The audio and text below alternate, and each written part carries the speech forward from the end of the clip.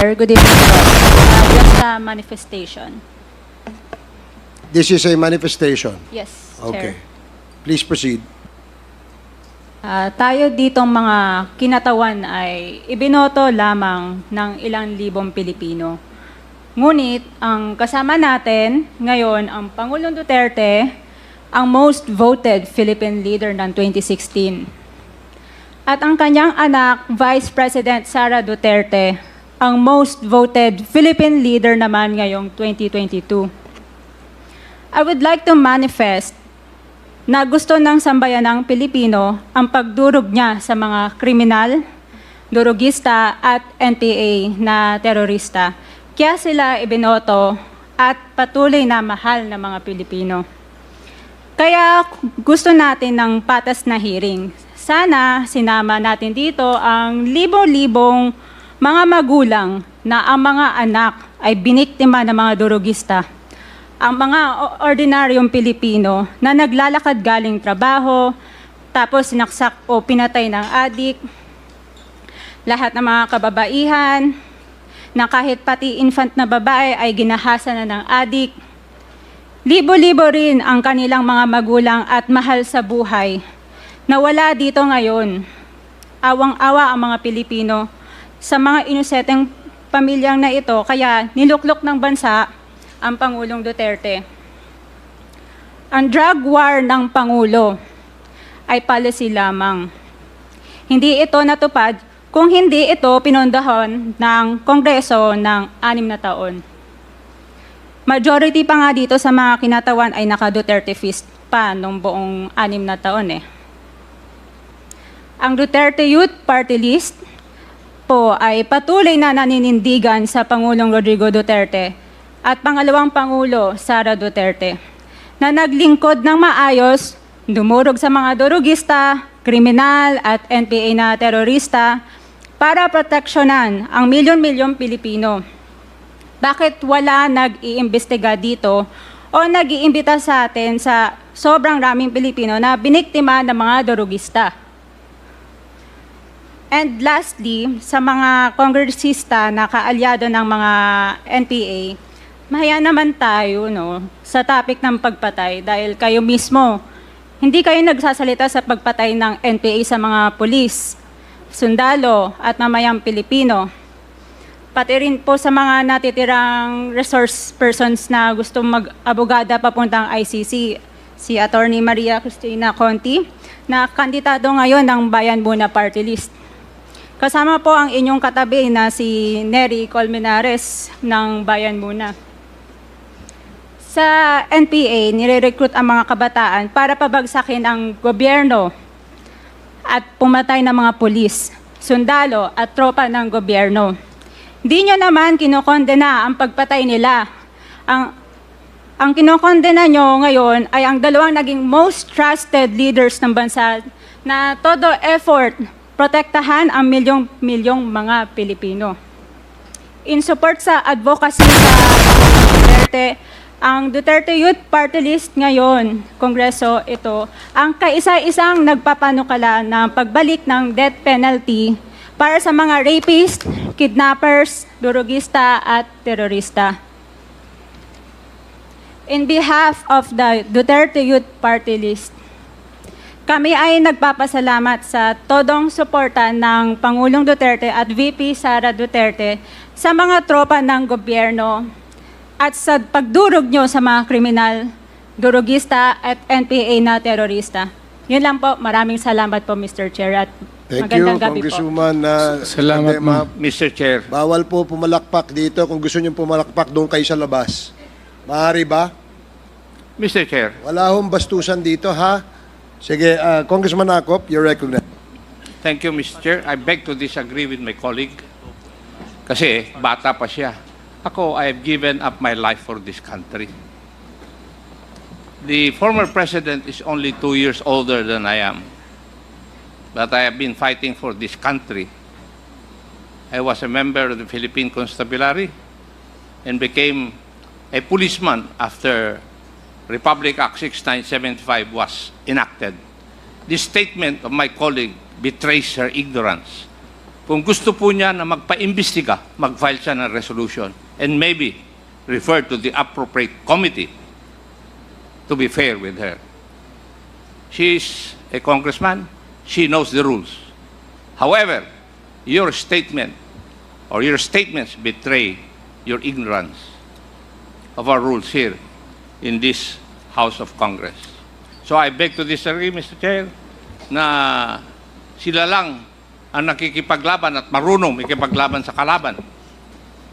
As I've said before, I have given the most part or most years of my life fighting the enemy of this country. Thank you, Mr. Chair. Thank you, Congressman Acop.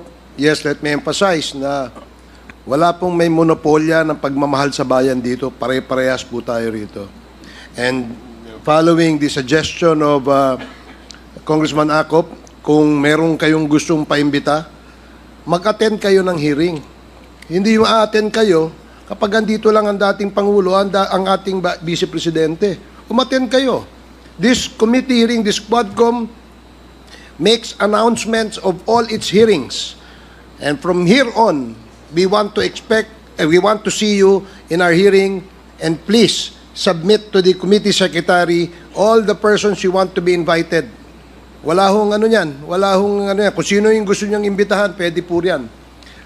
Gusto ko lamang pong liwanagin na wala hong may monopolya sa pagmamahal sa bayan dito. Hindi kayo, hindi kami. Pare-parehas tayo nagmamahal sa bayan. Pare-parehas tayo nagseserbisyo eh. Diba? Huwag niyo sabihin mas magaling kayo.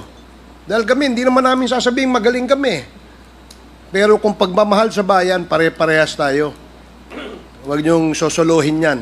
Dahil magagalit si Congressman Dan Fernandez. Anyway, Mr. Chair, Mr. Chairman. Mr. Chair, Congressman Abante and then Congressman Senior Deputy Speaker Gonzales. Congressman Abante. katulad din po ni Congressman Romy Acop, gusto ko ring sabihin ang ilan sa aking talambuhay. 1986, Mr. Chair, muntik nang bumaksak ang Pilipinas sa NPA. Mayroong 37,000 na armed NPA sa bansa. Merong 5 million na mass support ang NPA. That was 1986. Kinausap ko ang dating chief of staff, si FBR, upang ang aming grupo ay makipag-ugnay sa CRS upang labanan namin ang NPA saan man sila naroroon. Bilang isang religious leader, wala po kaming dalang armas. In fact, kami po ay nag-create ng grupo na ang tawag confrontational evangelism. Nang ibig sabihin nun, habang NPA ay naghahasik ng lagim sa mga bayan, kami naman ay nagtuturo ng Biblia at ng tunay na kalayaan sa bayan. Ako din po ang isa sa mga nag-suggest kay FBR nung araw na magtayo ng isang civilian force na magiging kasama ng armed forces. Naging pangulo po sa FBR. Kasama po ako doon. Naging konsyal ako ng Maynila. Andiyan po si Atty. Bebot Bello. Alam po niya na magkasama kami sa lakas nung araw. So tama po ang sinabi ni Congressman Acop, ni Congressman Ace Barbers, na lahat po tayo nagmamahal sa bayan. Kaya nga, Mr. Chair, gusto kong itanong sana dito kay Senator Trillanes if he is working for the ICC. Are you working for the ICC, Mr. Chair? Hindi po, You are not. hindi po, Mr. Chairman. But you are connected with the ICC. Opo, by virtue of being the first to So, Mr. file. Chair. Yes. this man who used to be a part of the armed forces, that should be a patriot in this country, has been conniving with the ICC in this country. Now, we would like to have a balance here. Hindi po yung unfair tayo o bias tayo. Balanse lang tayo dito. Hindi natin dito inaakusahan ang sinumang personalidad. Issues. Kaya nga sinasabi ko sa ating former president, hindi ko maintindihan kung bakit kinakailangan pumatay tayo ng 30,000 people sa war on drugs. Naniniwala po ako sa war on drugs, Mr. President. Suportado ko na ayaw natin ang bansang Pilipinas mahulog sa kuko ng mga drug pushers and drug lords. Ang nakakapagtaka lang, Mr. Chair, kung bakit kakaunti lang ang napapatay ng mga drug lords at drug traffickers at libo-libo ang napapatay ng mga drug pushers at daan-daan ang napapatay ng mga drug users. Huwag natin pag-usapan dito ang ideolohiya. Pag-usapan po natin dito kung paano natin pagagandahin ang bansang Pilipinas. Yan po ang pag-usapan natin dito, Mr. Chair. Maraming salamat po. Thank you, Congressman Abante. Mr. Next, Chair, our senior Mr. deputy. Chair, would like to manifest. Yeah, but before Okay. I recognize you, I will recognize Senior Deputy Speaker Dom Thank you, Gonzales. Mr. Chair. Thank you, Mr. Chairman. My dear colleagues and the former President, our Vice President, for the information of our colleague, Congresswoman Ordenas, ang tanong po, bakit nandito po tayo ngayon? Because I'm the one who stood up in the floor last August 5, for your information, na calling for a joint investigation for the pressing issues of extrajudicial killings, illegal drugs, and illegal activities linked to Philippine offshore gaming operators. There are a lot of House resolutions. I filed also a House resolution number 1346 directing the inquiry in my own town in Mexico, Pampanga, and you know all of that doon po nakita yung worth 3.6 billion pesos na 560 kilos of shabu. And that is in my district, and that is in my province, and that is our town in Mexico. And nakita po din natin yung 3.8 billion worth na intercepted sa Subic Port na inotor po ni Congressman Jeffrey Conghun. Sinabi ko po lahat ito, there are a lot of House resolutions and we have consolidated. That's why this Quadcom form na dumaan po sa tamang proseso, dumaan po sa Committee on Rules, and I think this is the first time in the history of Congress since 1907. This is the first time na nagkaroon po tayo ng Quadcom Committee. So, wala po itong personalan, wala po itong politika, ma'am. Hindi po kami, kay former President, wala po yun, ma'am. At sa ating Vice President, do not monopolize the love of country. Mahal po natin lahat ang bansang Pilipinas. Kami po, dito, nakatayo kami. We are staying here up to 2:30 in the morning. We are inviting all resource persons to dig it out what is true. Kung sino po, hindi naman ibig sabihin, in-invite ka rito, akusado ka na. Hindi po. There are a lot of witnesses going to the office of our chairpersons of these various committees to testify, to tell the truth, at kami naman po, hindi naman po basta-basta, kinukuha natin yung mga witnesses.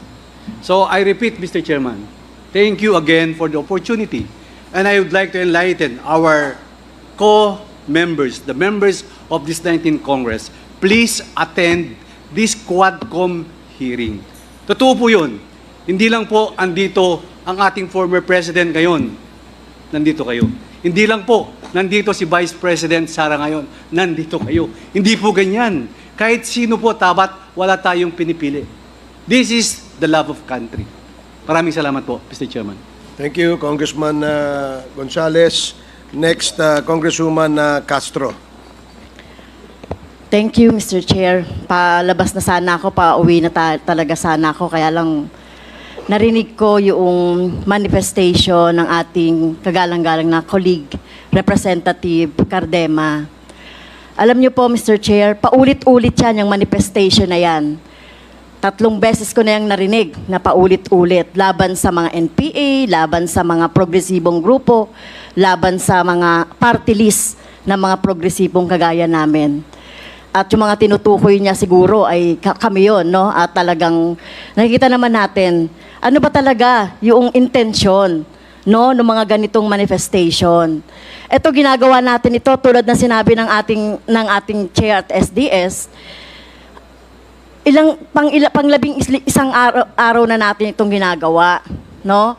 Nagpupuyat tayo dito, nagpapagod, hinahanap ang truth, etc. Para lang makita natin, 3,000 ang napatay, more or less, sa panahon ni President Duterte ng EJK. So, wala ba yan sa inyo? Karamihan dyan, mga kabataan na walang kamalay-malay na naging biktima, Mr. Chair, ng ng mga karumal-dumal na mga pagpatay sa panahon ni President Duterte. I know, idol mo, si former President Duterte, Mr. Chair, idol ng ating colleague dito, kahit na yung ating Vice President.